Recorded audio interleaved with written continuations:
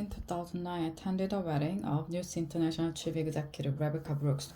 The ceremony took place by a lake at a country estate. I stood next to TV presenter Pierce Morgan, while Paul Deck, Daily Mail editor, was a few yards away. Ford Motor was closer to the action. David Cameron hung back up the slope. Gordon Brown, then Prime Minister, arrived late with all eyes turning to him as he walked down to the lake. At the reception, I had a brief conversation with Mr. Cameron. I said I hoped he would not win the coming election, but that if we did and if we wanted to act in political debate and standard in the press, I would support him. For some time, the journalist in me had known that the relationship between politics and the media was not serving the public, but it was my first-hand experience this developing cultural abuse and negativity that convinced me British press and 24-hour news were making more difficult for elected leader to govern. It's got worse, hasn't it? He said. I replied that he'd be a much stronger prime minister were he to take office, not feeling he owed anything to the big media groups.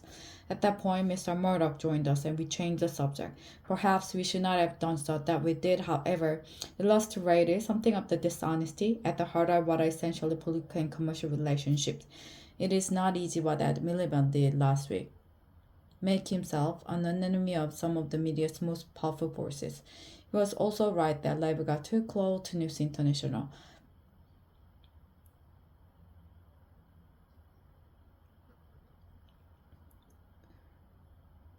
He was also right that given the media bias against it, he knew why we tried to level the playing fields. In my own defense, my diary argued for some years with Tony Blair that we needed to act on the culture of our media. But at one point, he ticked me off, asking that I not make views obvious in front of Mr. Murdoch, his son James, and Lexington, then chief executive of News International. Ultimately, Mr. Blair thought that had become a problem, but that given all our other priorities, people would not understand our taking them on.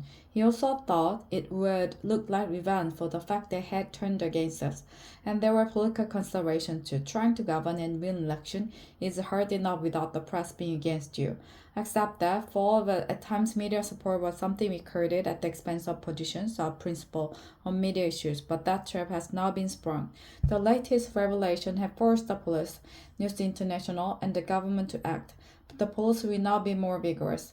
News International will continue with their kamikaze crisis management, which one day will be studied as a textbook case of how not to do it.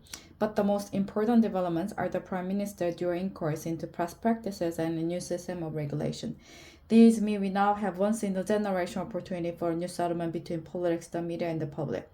Nobody can argue that we have the press we deserve. Pressured by technological change, a dominant strain of British media has gone into a spiral of decline, in which the scandal is only the most dramatic development. Mr. Cameron did not look comfortable announcing the reviews. He has personal relationship at stake, and given he hired Andy Coulson as his communications director, his judgment is true. Already the backlash from part of the press has begun. I seek to maintain that anything but two slopes of regulation is an assault on a free press. Mr. Cameron must stand back from all of that and ask himself what is the right thing to do. He did some of it last Friday.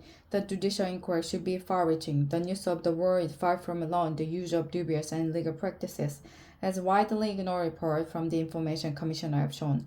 Parts of British media reminds me of the trade union before Mrs. Thatcher. They feel untouchable. As I say above, Labour could and should have done more to deal with the very best. But just as the MP's expenses scandal emerged from the failure of Mrs. Thatcher's government to tackle MP salaries, so the system by which he showered owners and editors and owners. A practice to which he put an end with a rule that no serving editor could be honored, means you to have something to answer for. Whatever the past, it is Mr. Cameron who must lead the country to a better place. Mr. Miliband has shown himself capable of playing a good and principled part, and so should the public. Ultimately, political debate will only improve if the public wanted to. If they channel the anger of Sunniban into an assessment of what kind the diet of celebrity trivia, negativity, and abuse to coin a phrase, we are all in this together.